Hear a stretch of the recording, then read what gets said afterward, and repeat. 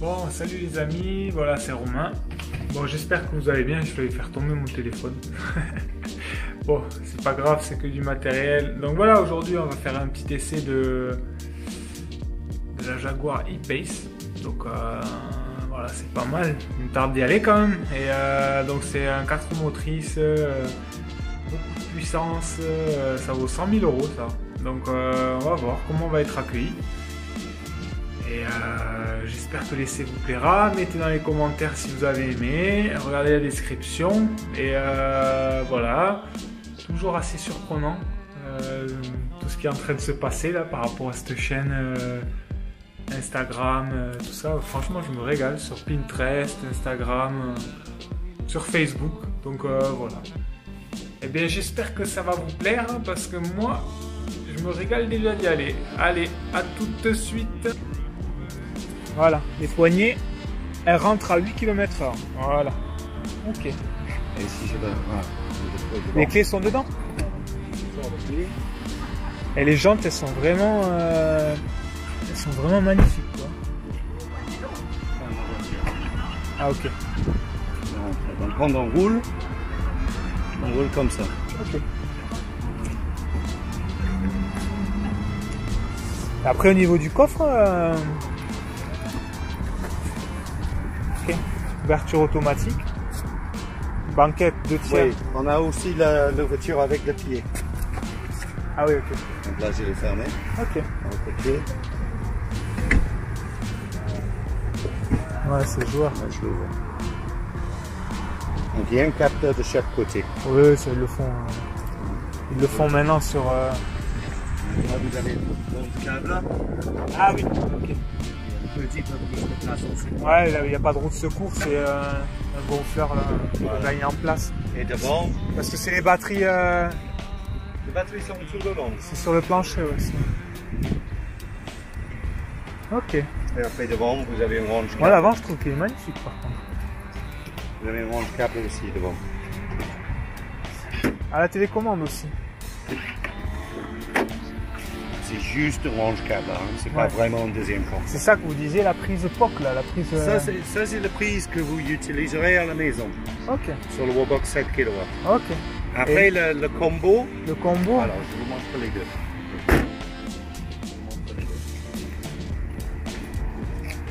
Donc, quand la voiture est ouverte, le trap est ouvert. Ok. Ok. Ici, vous avez la partie type 2 que vous utiliserez à la maison. Ok. Donc, vous êtes fourni avec deux câbles. Le câble dans le coffre, qui est le câble qui se branche à la secteur sur une prise normale, Ouais. en cas de dépannage. Ok. Et là, vous avez les câbles type 2 qui se branchent dans un wallbox de 7 kW. Ok. Donc, avec cette partie-là seulement, vous chargez en courant alternatif. Ok. Et dans cette mode-là, la voiture est limitée à 7 kW. Ça, il faut le savoir. Elle ne peut pas charger à 22 comme un Leaf ou un Zoe. Ok. Après, le combo, vous en avez cette partie-là et vous avez une grosse prise qui va sur les deux. Et ça, c'est toujours intégré dans la borne sur le chargeur rapide. Ok. Quand on Donc, vous n'avez pas besoin là, de ouais. cette câble. Il fait partie de la C'est borne. parti de la borne. Ok. Ok. Et avec ça, vous chargez en courant continu jusqu'à 100 kW. Ok. Et avec 100 kW, vous récupérez 80% de la batterie en 45 minutes à peu près. En 45 minutes. Ok. Non, c'est ça qu'on utilise sur autoroute. Oui. Les 45 bornes minutes, en ça va vite maintenant. Ouais. Ça s'est amélioré encore. Hein. Le réseau Ionity, par exemple, c'est le plus rare. C'est ça que je voulais. Pardon, oui. Je vais regarder ça. Donc ça, c'est avec le siège avant dans une position. Ouais, vous étiez. Ouais. Ouais. Au top. Elle est vraiment belle. Elle est vraiment bien finie, quoi. Par contre. Et après, ce qu'il faut garder en tête aussi, c'est que par rapport à une Tesla, elle est assez compacte en histoire. Voilà. Pas très gadget. Écoutez, c'est pas mal. C'est pas mal. Donc, du coup, il y a écran tactile là. Écran tactile, on peut avoir l'affichage par satellite si on le veut. Ok. En règle générale, je m'en sers pas parce que ça bouffe énormément de data. Oui, c'est comme la clim, ça bouffe de la batterie.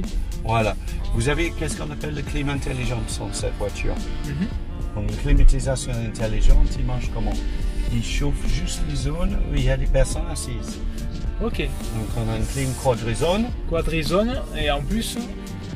Donc là, il sait que nous, on est tous les deux, donc il climatise les deux sièges avant. Si vous n'y étiez pas, Il il s'arrête. climatisera que ma zone à moi, Ok, et du coup, ça Ok. permet d'économiser encore de l'énergie. de l'énergie. Après, bien entendu, vous avez aussi, je ne l'ai pas fait parce que c'est garé dedans, mais vous avez la possibilité de pré-climatiser le véhicule Ah oui, à distance. et tout, ouais. via l'application. Donc le temps qu'elle est branchée au secteur, vous le faites monter en température ou baisser en Au baisser. température. Ok. Hein, donc, Pour les non sièges seulement en c'est cuir et tout agréable. ça, ouais, quand on monte. Ouais, Ouais, les sièges sont chauffants et ventilés dans ceci. ouais Et je l'ai vu là. c'est moins cher d'utiliser le siège ventilé Mhm. que d'utiliser le clim. Ok. Donc, une des recommandations pour l'hiver, par exemple, c'est d'avoir la température 1 ou 2 degrés de moins que vous l'aurez normalement. Ouais. Et après, utiliser le siège chauffant Ah ok. pour vous chauffer. Exact. Hein? Ça c'est quand même confortable. Ça je sais que j'avais Après, déjà vous eu avez la partie ventilée pour l'hiver aussi. pour l'été. Pour l'été, Pour pardon. l'été, ouais. Pour l'été. Là c'est la boîte de vitesse. Ça, Marche c'est la avant, boîte. arrière, ok, Marche avant, parking. marche arrière, parking. Ça, c'est les différents modes de conduite. Ah, ce que vous me disiez tout à l'heure, ouais. Donc, en mode éco, Ouais. ce qui est la bonne recommandation pour tous les jours. Ok. Après, vous avez un mode neige et verglas, tout en haut. Ah ouais, tout ça, ouais. Ouais, c'est quand même sécurisant pour une Vous avez un carte. mode confort et un mode dynamique. Hein. Ok. En réalité, ce qu'on va utiliser dans nos voitures électriques, c'est plutôt éco. En permanence, oui. Après, nous avons la possibilité de monter la voiture, comme pour un Range Rover Sport, Oui. suspension pneumatique. Donc, si vous avez du tout de chemin à faire de temps en temps, on peut lever la voiture. Et c'est Ouais, pas. on a cette gamme de voitures. juste pour- Là, j'ouvre un peu parce que la clim, Ouais, je la supporte pas. Ah. Ah oui, j'avais pas vu le. C'est du daim carrément. c'est du dingue. À l'intérieur, Donc là, c'est vous du voyez. daim. Ça, c'est super joli. Du cuir sur le tableau de bord là. Et du daim. Ah, ça, ils l'ont bien Je sais fini. pas si vous le sentez, la voiture montée. Hein. En quoi? Ah, vous avez monté la suspension? Voilà. Donc, si vous regardez dehors, vous allez voir, on a un bon garde au sol. Là. C'est impressionnant. Non, je l'ai pas vu. J'ai vu l'arrière. Là, vous descendez. Là, j'ai dit ça. Excellent. Après, je vois sur le, C'est le témoin d'anglement. ouais, sur les rétros, le témoin d'angle mort. Donc, c'est des rétroviseurs à l'intérieur comme à l'extérieur qui font jour-nuit automatiquement. Après, c'est quoi ça? Meridian Meridian Sound. Surround, c'est la très bonne qualité d'audio. Après, elle a donc, Crafter Edition, ouais. Ça, c'est sympa. donc c'est le, vous avez le régulateur adaptatif et vous avez le lane assist aussi. Ah oui, ça. Donc aussi. sur autoroute, il faut garder les mains sur le volant, mais elle fait les virages elle-même. Ah, c'est autonomie niveau 2. Semi-autonomie. Semi-autonomie, Oui, voilà, niveau voilà. 2 ou 3, je crois. Ouais, moi, je sais pas les niveaux. Mais avec mes amis qui travaillent dans l'aéronautique, là, ils en sont sur une échelle de 5, ils en sont à 4. D'accord. Donc, bientôt, on n'a plus besoin d'un pilote, quoi. Bientôt. Voilà. Ça, se Pas pose tout le, à fait là. ça se pose le problème des responsabilités, après, c'est surtout ça, quoi. Oui, oui. En cas d'accident.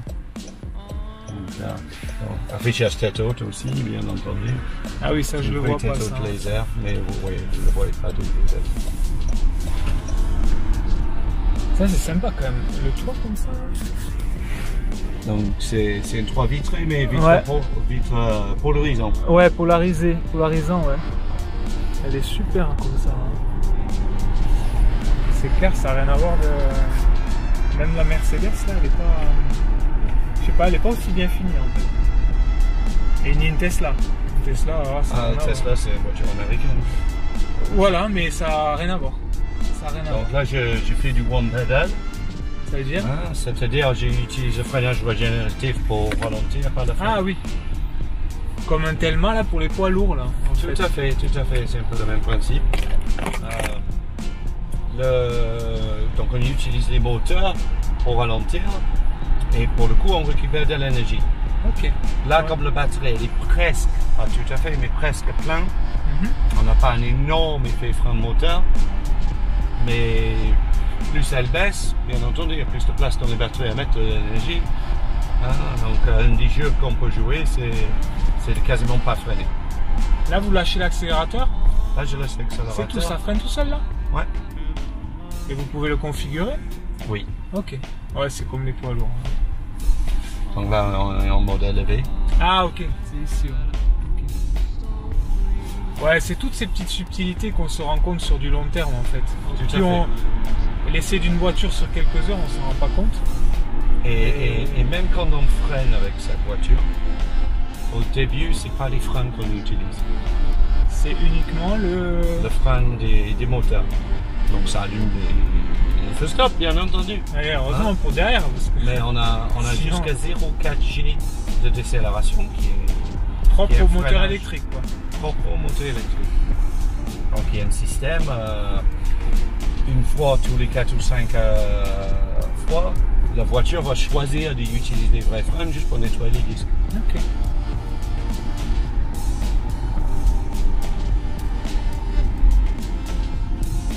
Après donner écho. Après c'est super. La suspension elle est quand même souple. Hein. C'est une suspension pneumatique. Ouais, elle est souple hein, parce que par rapport à l'allemande que j'ai essayé, elle était beaucoup plus ferme. C'était limite sport quoi. Et là, après ça change si je me mets en mode. Ah oui, ok, oui. Mais... Je vais changer les réglages de suspension aussi. Non, c'est agréable comme ça. Mais elle a des suspensions pneumatiques optionnelles. Ouais, non, c'est très bien comme ça. Parce que quand on a des pneus taille basse, le problème c'est ça quoi. C'est difficile d'avoir une suspension qui suit. Donc là, je trouve qu'ils ont fait un joli travail là. Alors, Jaguar, ils ont toujours eu un souci comme ça du confort. Un très bon compromis tenue de route confort. Okay. Après, ils ont fait un gros travail sur tout ce qui est bruit nuisance. Oui, c'est vrai que là, j'ai laissé ouvert. Donc, vous avez des vitres feutrées, des vitrages à feutrés. Les moteurs sont encapsulés. Je connais pas ce que ça veut dire, vitre géocapsulée. Non. Pardon? Les moteurs sont encapsulés. Ah, encapsulés? Ok.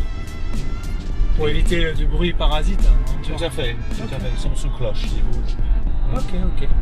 Et le peu de bruit que vous entendez, c'est un bruit synthétique en fait. Donc on n'entend rien. Faut pas... Et heureusement que ça fait du bruit parce que lorsque vous baladez en ville, c'est problématique. Hein. Ça, on entend très peu dedans. Mais un bruit, vous avez entendu quand j'ai Quand vous avez reculé, oui, j'ai entendu. Elle fait un bruit de soucoupe volante. C'était une des premières électriques, justement, d'avoir ça de série. C'est important. Hein, pour les personnes, les piétons. Donc ça marche jusqu'à 50 km/h. Il y a un Dodan, là. Non, c'est nickel, c'est pas trop ferme, c'est parfait.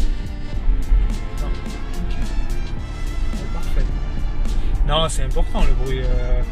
Ils ont tendance à jouer sur le zéro bruit complètement et tout ça, mais là non. Après oui, je dois admettre, avec les gros jantes de 22, à haute vitesse, on entend les pneus un petit peu. C'est normal. Après, ils sont larges les pneus. Comparé au BMW là, ils ont fait les séries I. Ah ouais, avec les tout petits. Ouais, c'est des freins étroits donc. Ce qui est très bien pour l'autonomie. Ouais.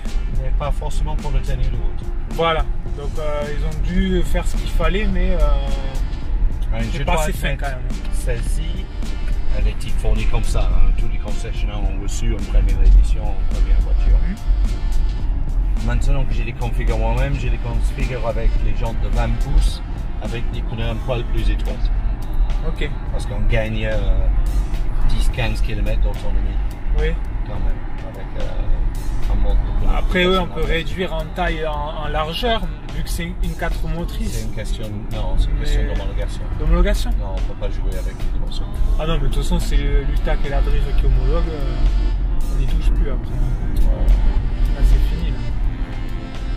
Et du coup, je sais qu'on peut demander les bornes de recharge à proximité.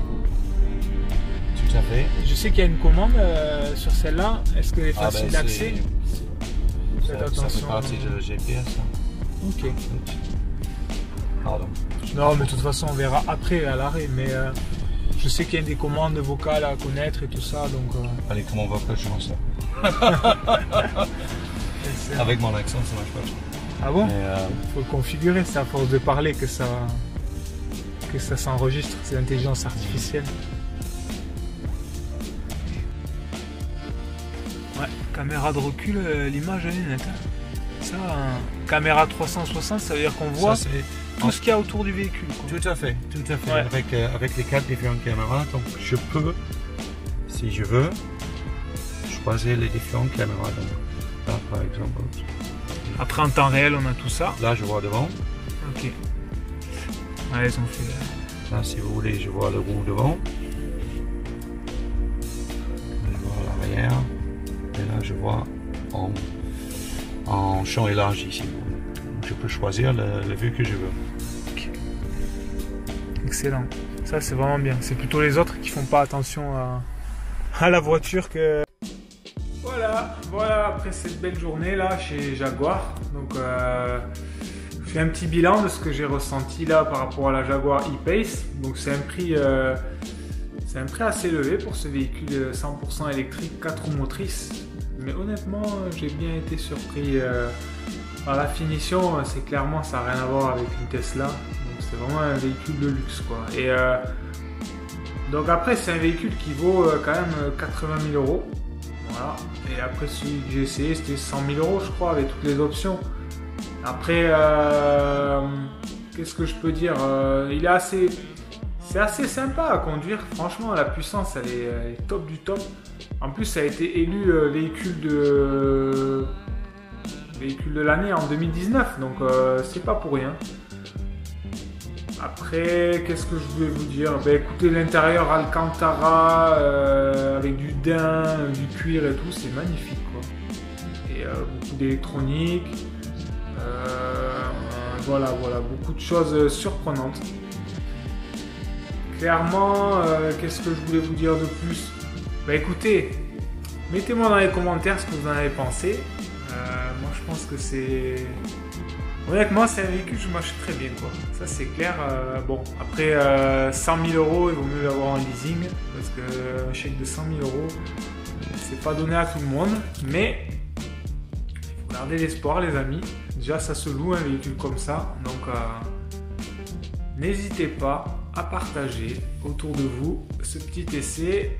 Donnez-moi des petites infos à propos de ce modèle, si vous l'achèteriez aussi. Et dans la description en bas, je vous mettrai des petits liens, des petits produits qu'on utilise. Voilà, donc n'hésitez pas à rester abonné et à très bientôt. Ciao, ciao!